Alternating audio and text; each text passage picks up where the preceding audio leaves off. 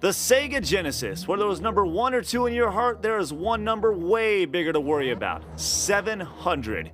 Yep, with over 700 games in its catalog, there is no chance in hell anyone can play through all of them by themselves, so I brought in a couple Genesis experts to help it get down to the nitty-gritty. Hey, if we do it for the Super Nintendo, you knew we'd do it for the good old blast processor. Not just one list, but 2.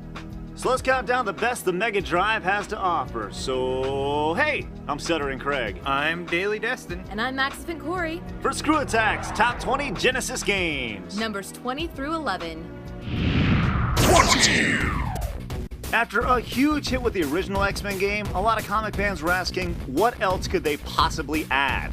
Easy. Only one of the most badass villains in history is a playable character. Yep, in addition to playing as your traditional favorite, you can make Magneto playable after you beat him on the 3rd level, giving X-Men fanboys like me a boner. Corey, I'd watch out for Boner Jams 2008 over there. Just keep an eye out. Yeah, duly noted. So in addition to playing as Magneto, we also got one of the most incredible soundtracks on the Genesis. Very true. Literally, from the second you turn on your console, you are thrust into action in Siberia with a stage even before the title screen. It's awesome. X-Men 2 was tough. It was 16-bit, it was pure X-Men, and that's why we like it. Destin, get your hands out of your pants. I'm not going to tell you again. 19! You know, the Ninja Turtles might be the coolest thing ever. You're damn right. Even though Hyperstone Heist was marketed as an entirely different game for the Genesis, we weren't idiots. It was pretty much a direct clone of Turtles in Time, just with a run button as opposed to double pressing forward to dash.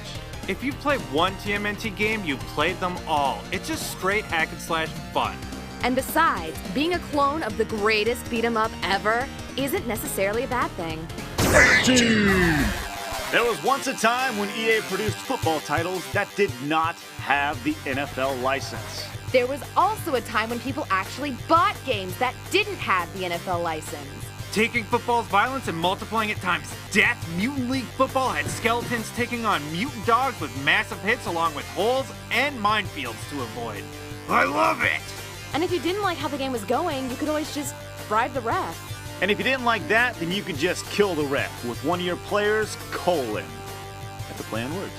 17! In a time where Final Fantasy ruled the world of RPGs on the NES and Super Nintendo, it was easy to look past RPGs on the Genesis.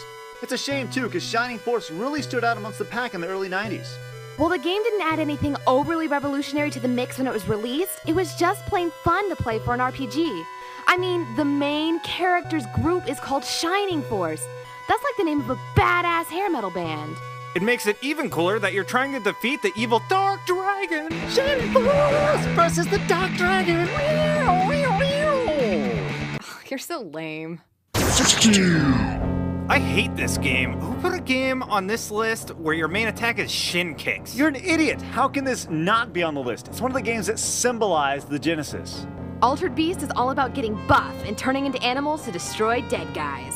I don't know if you can get much cooler than that. Yeah, running around as some muscle-bound guy with his shirt all ripped. You know how you could get cooler than that? If you didn't play it like me.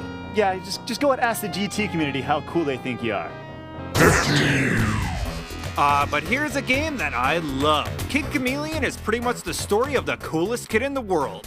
Something I wish I always liked. It's all making sense now. Everyone loves power-ups, and Kid Chameleon has a ton. You can turn into a crap ton of stuff like a ninja, God, that's so cool. a knight, Hell yeah. Jason, I have a boner. and a tank that shoots skeletons. He's so cool. I wish I could turn into cool things like Kid Chameleon. Destin, I got something perfect for you. Foiled again. 14! Comic books are awesome.